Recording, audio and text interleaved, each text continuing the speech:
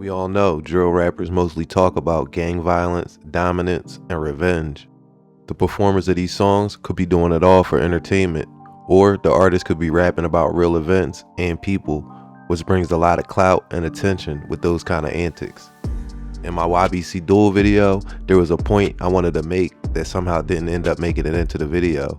In the last quarter of the video, I began to talk about how in 2024, right before his death, he did a lot of interviews and started to get a lot more loose and reckless with his words. A point I wanted to make was the dark and twisted irony there would be in a lot of his words in the weeks and months leading up to his death. Oh, nobody don't play with me. I never got robbed. I never got touched, shot at in the city yet. He seemed to know his time was coming one way or the other because a lot of the things he said hit the nail right on the head. Being a rapper is the most dangerous job in the world. No, it depends on what you rapping about. It depends on what kind of rapper you is. I mean, niggas like me, yeah. But look. I mean, for cat rappers, it's dangerous for them too, because they gonna get caught out in traffic and something gonna happen to them. But look. All throughout his career, he would make references to the way KJ and Snipe died. They stopped at a red light and they were blitzed by YFA members. In his very first song, he makes reference to it. There's so many strains in the air, this shit different. I heard they caught them niggas at the light and started blinking. Also, in the song, Still Alive, he raps, Smoking little snake, he got me higher than a mother. I thought you niggas knew better than I get caught up at the light. as he would all throughout the rest of his rapping days. He would always make references to them stopping at the red light. In an interview with London YouTuber Khadijah, he alludes to not liking to be, quote, boxed in. And then you taught me about being boxed in. Yeah, because you kept getting us boxed in. I did not know that was a thing until I came to Philly. It's only because so much crazy shit happened, you gotta be ready to pull the out. You don't never know what's gonna happen. Boxed in is when you don't have a clear path to drive in emergency situations like the one Dul found himself in the day he died. The Titanic was touted as an unsinkable ship, yet it sank on its first voyage. Irony is when something turns out completely different than what was expected or intended, often revealing surprising or contradictory outcomes. It challenges normal expectations and makes us think more deeply or feel something unexpected. In storytelling and writing, irony adds depth and complexity. It helps communicate ideas in a more interesting way, keeping audiences engaged by introducing twists and extra meaning. There are 4 types of irony mainly used in literature, movies, and TV shows, used in a way to express different things. The first kind of irony, which I already explained, is called situational irony, where there is a contrast between what is expected to happen and what actually happens. You also have dramatic irony, if the audience or reader knows something that the character in the story does not. This creates tension as we watch characters make choices without knowing the full picture. For example, in Romeo and Juliet, the audience knows Juliet is alive when Romeo believes she is dead, leading to a tragic ending. Verbal irony is when someone says the opposite of what they mean, often to be sarcastic or humorous. For example, saying, "oh great," when something bad happens. You also have Socratic irony. Socratic irony, or in debate it's called the Socratic method, is when a person feigns ignorance in order to get another to admit to knowing or doing something. It's named after Socrates, the Greek philosopher, who used this technique to tease information out of his students. Other things people consider ironic is how life sometimes plays out. A fire station burns down.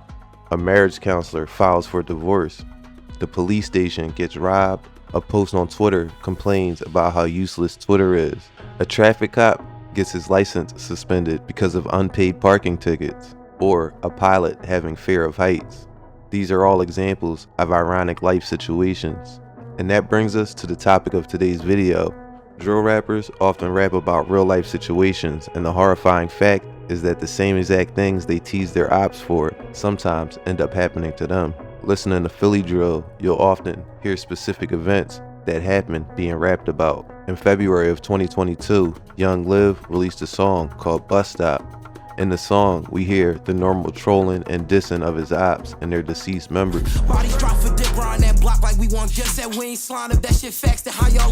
He takes aim at 9 Side and their fallen teenager, Boz, who was tragically killed at a bus stop. about to make shots right by the liver. Trizzy ain't work, he called back. Basil, or Lil Baz, was fatally shot on November 8th, 2021, a Monday, on the 3800 block of Fairmount Avenue when he was leaving school. The shooting occurred at the bus stop, which was filled with children. But the ironic part of the song comes less than a minute in when Liv raps about taking YBC Dul's chain and, quote, testing his image. One rapper, I can't wait to catch and take his chain and test his image. A few months after releasing this video, Liv's image would be tested. In a trip out to Chicago, things didn't go so smoothly. In August of 2022, he was seen proudly rocking his chain in an On the Radar interview. Yeah, I was about to say, no, I'm definitely tapped in with everybody on Chicago. But near the end of 2022, word started to get out that Liv was robbed of his chain. Tay Savage was seen rocking the chain in this Happy New Year's post. The chain you got on, that's Young Liv's chain, right? That's my chain. You talk about that chain situation, or you just want to fall back on that for a minute? Because I know everything ain't settled yet. We definitely talk about that shit, because that shit is like some goofy ass shit, and I ain't gonna lie. So what's your side of it? So what I'm hearing is you went to Chicago, you was in the mix with the wrong, I guess you was with the people you was supposed to be with, but they was with other niggas and shit. Somehow you changed. Yeah, they was there. That's crazy how much story, man. That's the whole shit. Like, I'm in the right, I'm kicking this politics, thinking cool, you feel me? Right. Now these niggas, you feel me? These ain't even solidified off the right, you feel me? I let niggas pop out, rock my shit. We all rocking my shit. Everybody all chilling. You feel me? We go bust the trap. We go bust the trap for a swear. We bust the trap for a swear. I like my homie wear my J. You feel me? My homie got my J on, but we busting the trap. But we busting the WAP trap. You feel me? So it's 250 a line. You feel me? So it's like you gotta really be on X. But I ain't gonna lie, my wasn't on X all the way because this was supposed to be a trap to one of the guys. You feel me? Right. So you was feeling, you was not comfortable, but you let your guard down a little bit. Yeah, I let my guard up, gang, because like I thought I was green, like on the guy. That's what I get for getting comfortable with. I'm down. Feel me? Like that's my fault. Yeah, I went out there trying to be cool off following them names. Like, man, ain't nobody name as good as your name, bro. That's why I'm like, nah, man, shit. Like I ain't never doing that shit again. Yeah, me, I popped up there. I'm politicking with some who got me thinking hard whole time. He pop out with my chain on to go bust the track. He never come back. Like, bro, he get out the car and never came back, bro.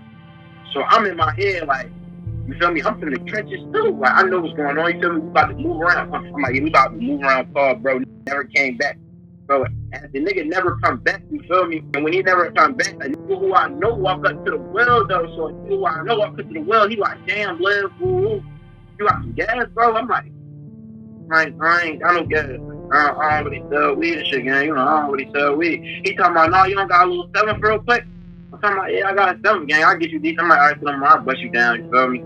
But I'm still trying to think in my head, like, where the f is bro at with all my shit, though? Like, yo, this shit crazy, you feel me? So I scratch y'all. I pull back over there. I pull back up over there, popping they shit.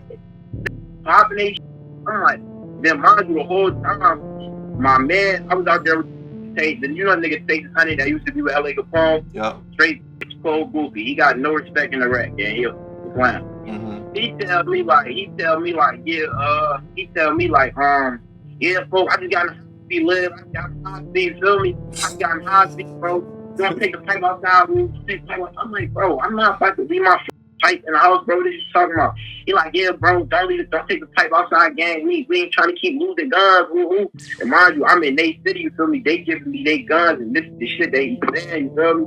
So it's really like weird on me. Like I'm trying to figure out how I'm supposed to operate without no tools. Right. Like you feel me? Y'all tired. So it's like they trying to put you in a f***ed up situation, bro, all the way around. That shit was all the way from what you saying and from everything I know, bro. That shit was all playing before. Like, yeah, like it was a situation. Game with they. Well, I ain't gonna lie, they said that shit the right way. Yeah. And then the nigga face that game, bro. I was with the bro. Like, you know, shit, brother.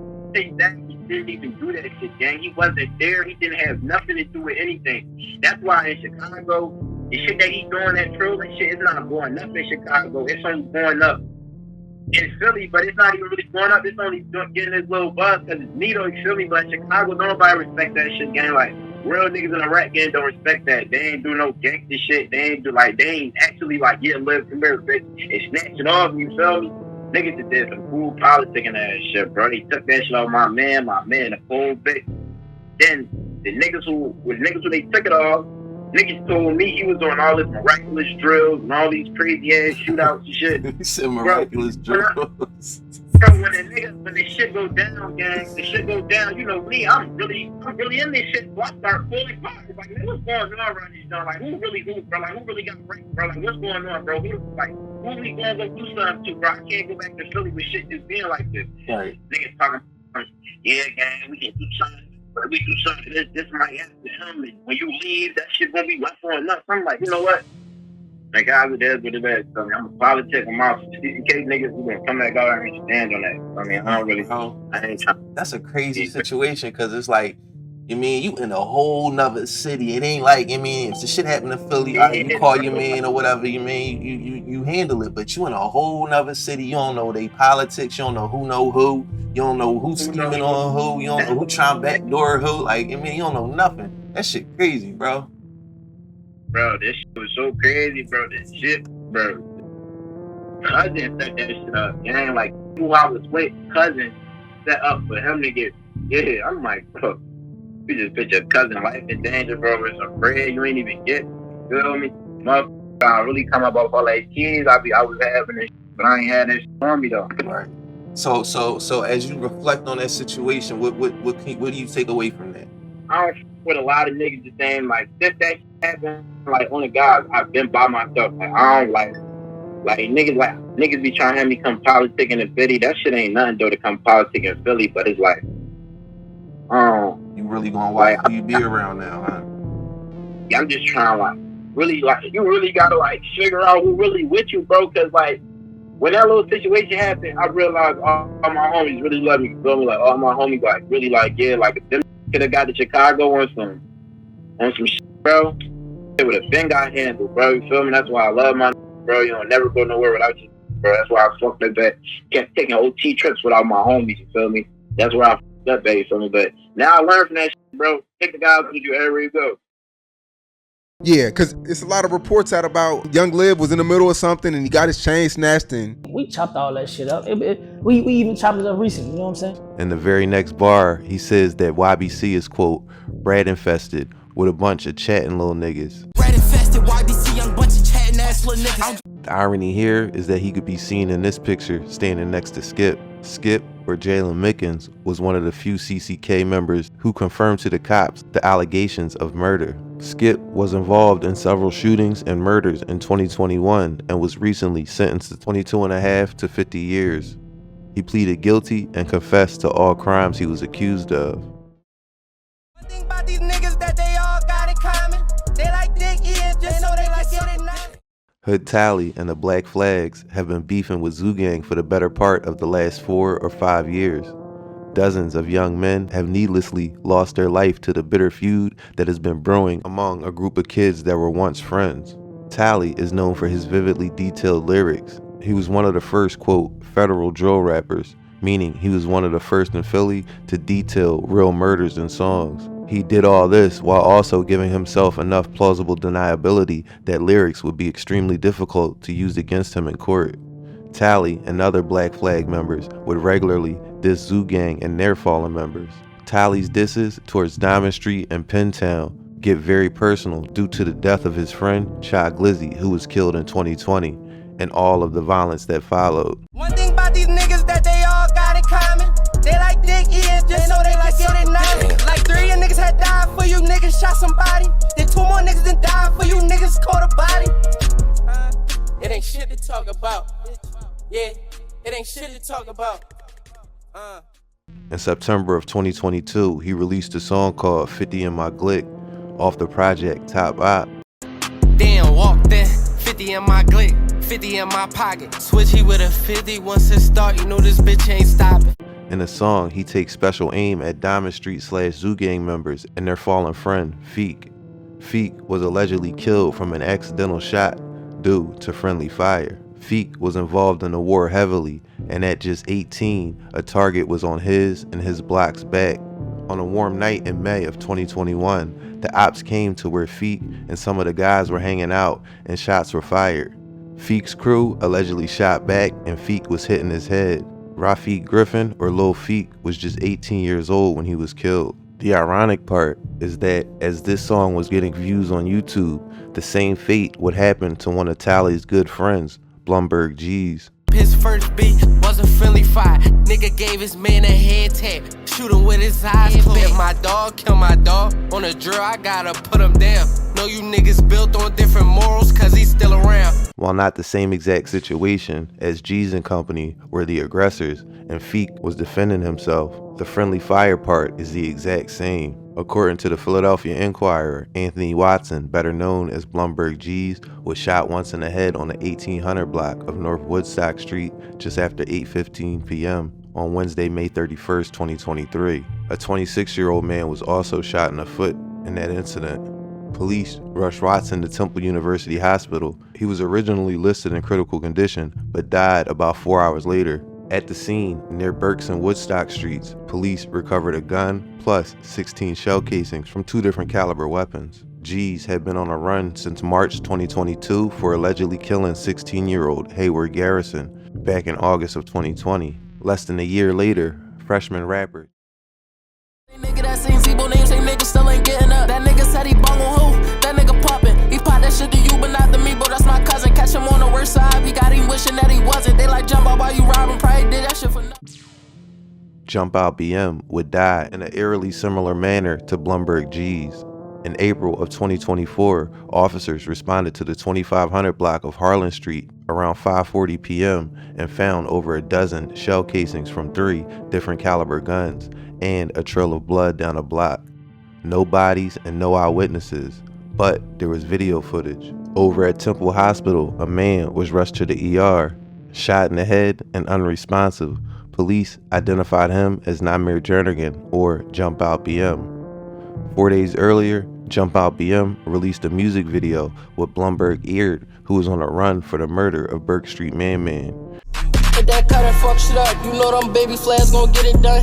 He keep on claiming all these ops, but ain't gon' bend on one. Jump Out BM was what they called doing too much, as he was always sliding, fighting, or robbing someone.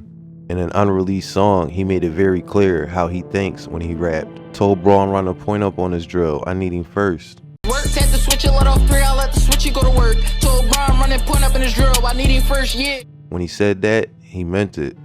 The video footage from the day he was shot shows him and 3 other men pull up to the block that Poundside Pop is from and all hop out. BM is the first around the corner, or, quote, running point, and that decision would help seal his fate. In his songs, he bragged about running point.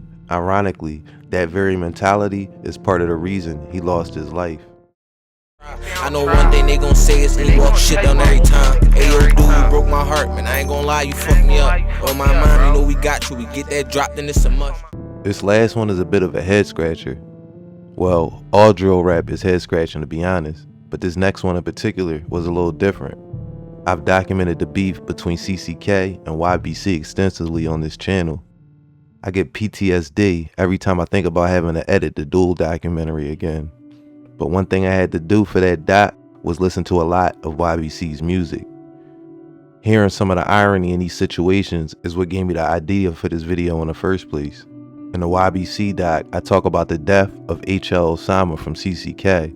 He died in the summer of 2023, standing in front of a house in West Philly.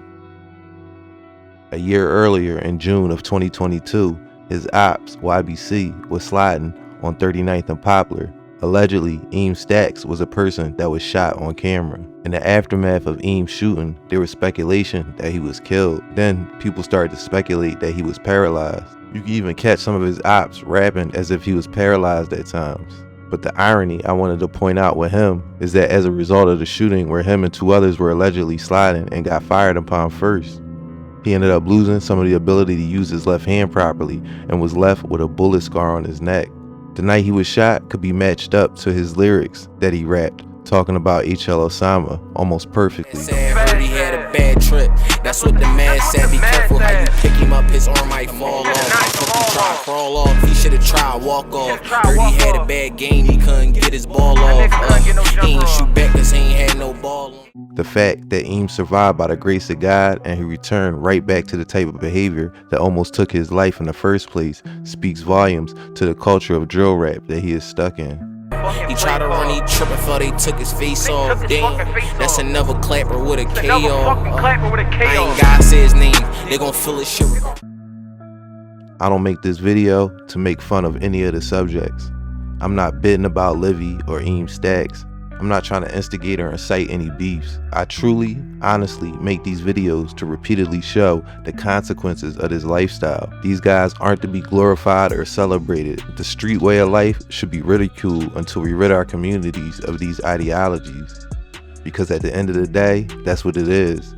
Similar to a political ideology, the street culture has its own customs and values.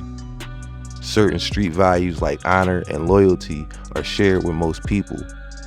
But it's everything else that comes with it that I despise. The emphasis on vengeance, rebellion, and retribution is where the ideology breaks down for me, and the ways those values express themselves in violence and murder that corrupts the culture. Like I said, don't celebrate or glorify these drill rappers. Observe the outcomes of their actions and weigh that against what you want out of life, and see if it fits in with those plans.